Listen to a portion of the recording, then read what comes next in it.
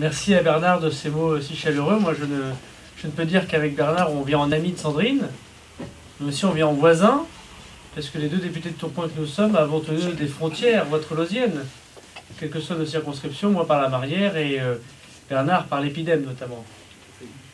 Et nous avons ici quand même, non pas des militants, non pas des colistiers, mais des résistants. Et moi j'aime quand il y a des résistants. C'est même l'engagement politique que nous partageons avec un certain nombre de personnes, que la minorité n'est pas un mal en soi. Et la minorité est appelée à devenir majorité. C'est le vœu que je forme cette année pour chacun d'entre vous politiquement. C'est le vœu que je forme pour d'autres communes pas très loin, dont une qui commence par Tours et qui termine par Coin. Mais je voudrais vous dire qu'il n'y a aucun combat perdu d'avance, comme l'a très dit Bernard. Il ne faut pas écouter tous ceux qui vous disent que tout est très difficile, que les gens sont très installés, que tout ça est impossible, que nous ne sommes pas des gens sérieux parce que nous ne savons pas gérer à l'euro près, nous ne connaissons pas les chiffres par cœur du compte administratif et que nous nous trompons parfois sur telle ou telle virgule. Nous faisons la politique avec du cœur. Je sais que Sandrine fait ça avec du cœur, avec beaucoup de cœur.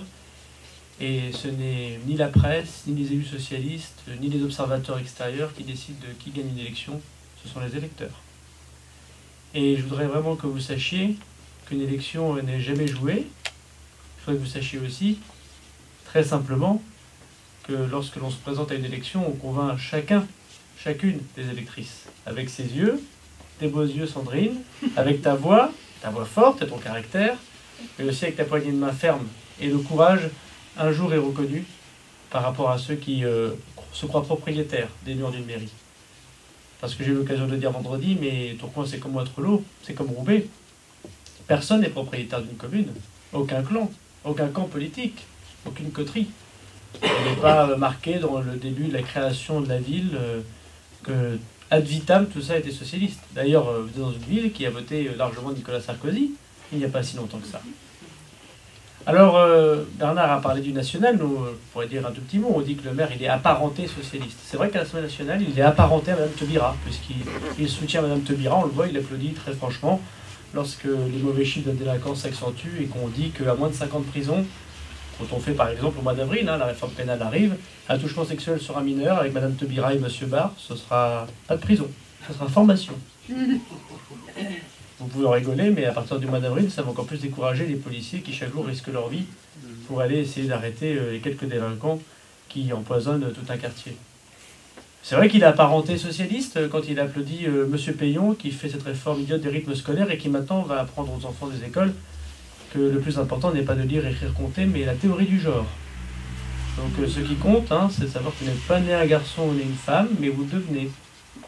Pendant ce temps-là, nous avons des dizaines de milliers de personnes qui sortent du système éducatif français. Une question très compliquée, que la droite n'a pas toujours su régler elle-même, mais c'est une question qui mérite beaucoup de sérieux. Et là, M. Barre, il est un petit peu moins explicite au sein de l'hémicycle de l'Assemblée nationale. Il est apparenté socialiste aussi, M. Barre, quand il applaudit les rodomontades de M. Valls, et quand on voit que, piteusement, après avoir dénoncé les socialistes, la politique du chiffre, la délinquance augmente et augmente encore, notamment dans la zone de sécurité prioritaire, que je connais bien, puisqu'elle regroupe les commissariats de Roubaix, Wattrelos et de Tourcoing. Et puis il y a aussi localement ce qui se passe, il faut juger les gens sur leurs actes. Ici c'est pas très compliqué, tout est socialiste. La ville, Deauville, la communauté urbaine, le département, la région, l'Assemblée, le Sénat, le gouvernement. Il paraît même qu'on veut nommer M. Moscovici à la Commission européenne. Tout est socialiste. Donc, comme on dit quand on est jeunes, just do it, faites-le. La Redoute. Avant l'intervention de M. Barre, Mme Aubry, M. Delannoy, c'était 700 emplois supprimés. Après, c'est 1200. Quelle efficacité économique. Heureusement qu'il a parlé à Pinot, parce que sinon, qu'est-ce que ce serait arrivé? L'Union. Nous partageons ce grand projet commun avec Roubaix et Wattrelos. Ça fait 25 ans qu'on appelle ça la zone de l'Union. Peut-être qu'un jour, on pourrait peut-être appeler ça l'Union, le quartier de l'Union. Un éco-quartier sans métro central. Ça va être le coup des vice-présidents aux finances de la communauté urbaine. Et puis on a la zone de la gare, entre Tourcoing et Wattrelos. J'en parle dans mon programme municipal, mais je devrais surtout laisser Sandrine en parler. 75 hectares, vides, quasiment vides, entre Tourcoing et Wattrelos. Il faut utiliser cette grande zone ferroviaire avec RFF, avec le ferroviaire belge, pour y faire sans doute quelque chose d'un peu plus intelligent que le no man's land que c'est devenu. Et effectivement créer de l'emploi. Et créer de l'emploi pas simplement pour quelques bobos qui viendraient travailler dans l'image, c'est très très bien, il faut accentuer la pleine image. Mais moi je pense aux ouvriers des Courets, de Waterloo et de Tourcoing qui ont perdu leur emploi dans la VPC ou dans l'industrie et qui eux voient leurs impôts locaux augmenter et le chômage toujours dans leur quotidien.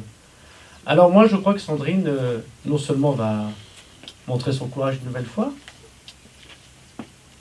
mais va sans doute créer une surprise au premier tour de cette élection. Parce que vous savez, Napoléon disait, qui nom d'un parti bonapartiste, il n'y a pas de citadelle inattaquable, il n'y a que des citadelles mal attaquées, et depuis le temps que tu t'y mets, nous avons parlé récemment de ta stratégie de campagne, je suis sûr que les Waterloosiens vont voir que tu aimes cette ville et que tu aimes leur avenir. Alors je t'embrasse et je suis très heureux d'être avec vous.